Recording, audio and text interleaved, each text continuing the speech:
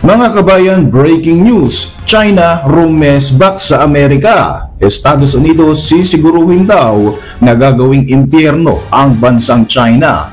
Hukbong pangdagat at mga eroplanong mandirigma ng Australia, Japan at Amerika sumugod na sa West Philippine Sea para suportahan ang Pilipinas laban sa mga aksyon ng bansang China. Alyansa at pagpapalakas sa mga kakayahang pangdepensa ng Pilipinas at New Zealand niluluto na. Panibagong pangmalakasang armas mula sa Israel na Spider missile system planong ipadala sa Pilipinas. At ito pa mga kabayan, Marcoleta, sinabing imahinasyon lamang ng mga Pilipino ang West Philippine Sea. Impeachment naman o pagpapatalsik sa pwesto kay Vice President Sara Duterte, kasado na sa Philippine Congress. Ako po si Royzen, welcome sa Kian Thoughts. Kung hilig mo ang mga ganitong videos, mag-like at mag-subscribe para lagi kang updated sa mga susunod na upload.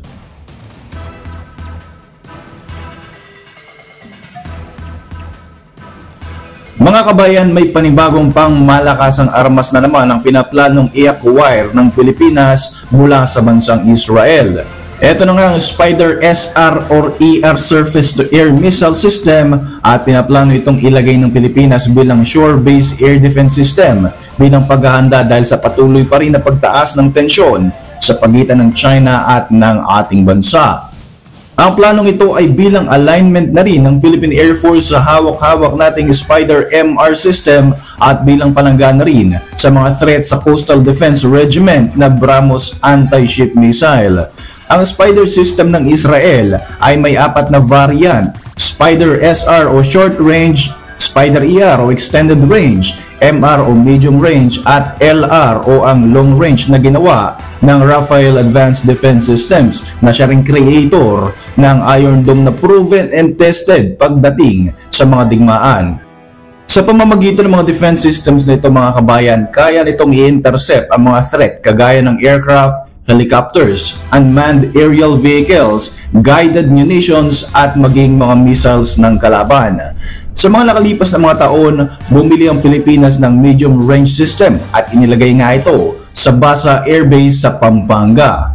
Samantala, inanunsyo ng People's Republic of China ang kanilang pag-resback o paghihiganti laban sa Estados Unidos matapos nga nitong patawan ng 10% na taripa ang lahat ng mga Chinese goods o product na papasok sa Amerika.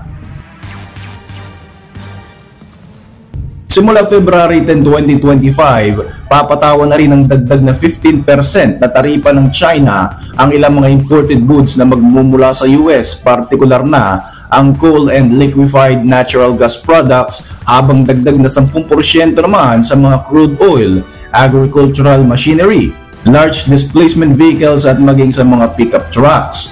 Ikinukonsidera pa nga ng China na magaan pa raw ang kanilang paghihiganti laban sa Amerika dahil ilang produkto lamang ang kanilang ininamay, hindi kagaya ng US na lahat ng Chinese goods ay may karagdagang ipinataw na taripa na talaga namang ikinagalit nga ng PRC. Hindi naman nababahala si US President Donald Trump sa hakbang na ito na ginawa ng China, bagkus ay sinabi pa nga nito na sinamantala raw ni Xi Jinping ang nakarang administrasyon at nagkaroon ng $1 trillion in deficit ang Amerika dahil sa China sa nakalipas na mga taon. Kaugnay nga nito mga kabayan, binatikos ni Commodore J. Tariela, tagapagsalita ng Philippine Coast Guard in West Philippine Sea, si Sagip Party List Representative Rodante Marcoleta dahil sa naging pahayag nito tungkol sa WPS. Sa pagdinig ng House Tri-Committee sa paglaganap nga raw ng fake news, sinabi ni Marcoleta na walang West Philippine Sea sa mga opisyal na mapa ng Pilipinas at gawa-gawa o imahinasyon lamang daw nating mga Pilipino ang tawag na ito sa South China Sea. Ayon kay Tariela, isang uri ng kasiraan sa serbisyo at kahihiyan di umano sa kanyang organisasyon at sa pamilya ang sinumang magsasabi na katang-isip lamang ng ating gobyerno ang West Philippine Sea. Tumutukoy ang WPS sa bahagi ng South China Sea na nasasakupan ng 200 nautical miles exclusive economic zone ng Pilipinas. Taong 2012 pa nga mga kabayan ay opisyal na ginamit ng ating pamahalaan ang terminong West Philippine Sea sa ilalim ng isang administrative order na nilagdaan ni dating Pangulong Noynoy Aquino at pinagtitibay nga nito ang ating claim sa mga teritoryong nasasakupan ng ating bansa.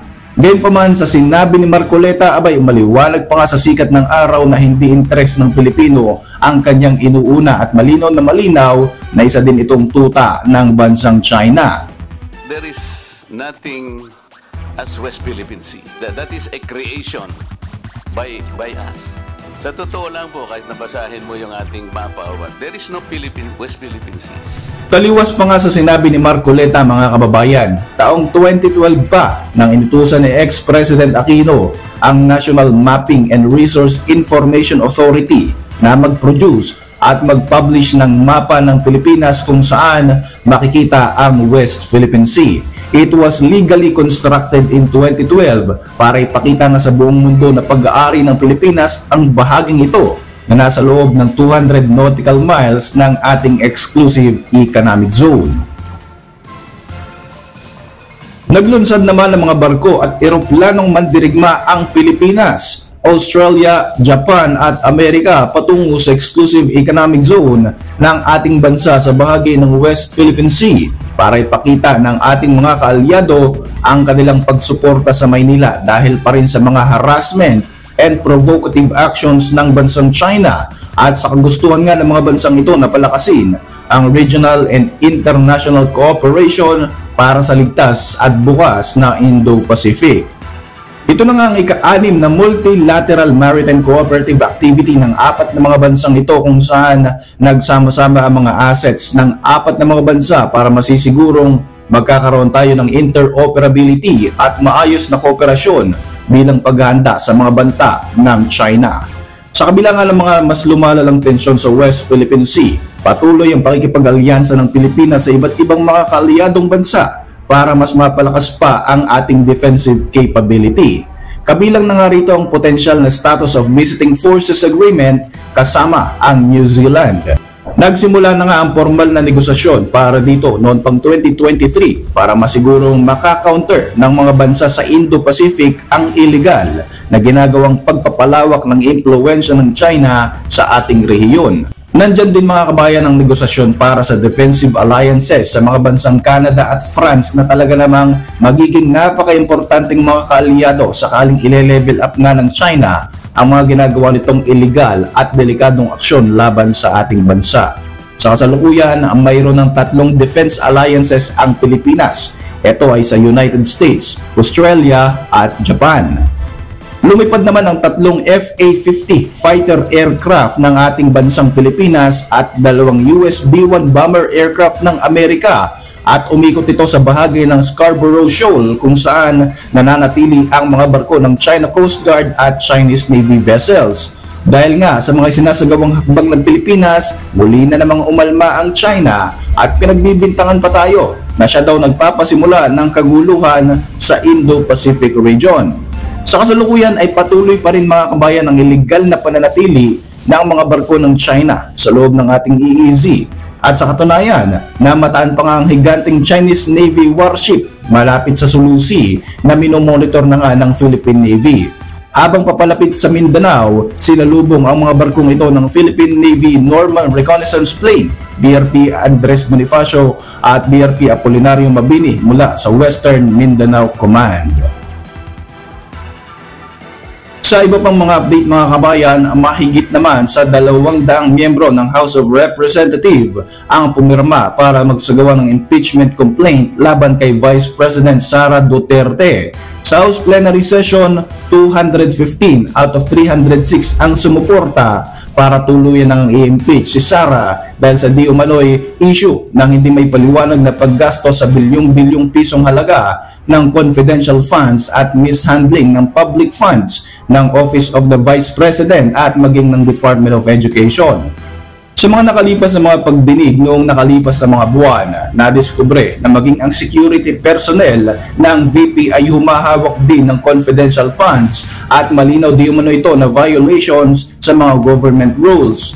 Ayon sa report, ang mga grounds for impeachment na ipinukol sa babaeng Duterte ay betrayal of public trust, culpable violation of the Constitution, bribery, graft and corruption at iba pang matataas na mga kaso laban sa ating gobyerno.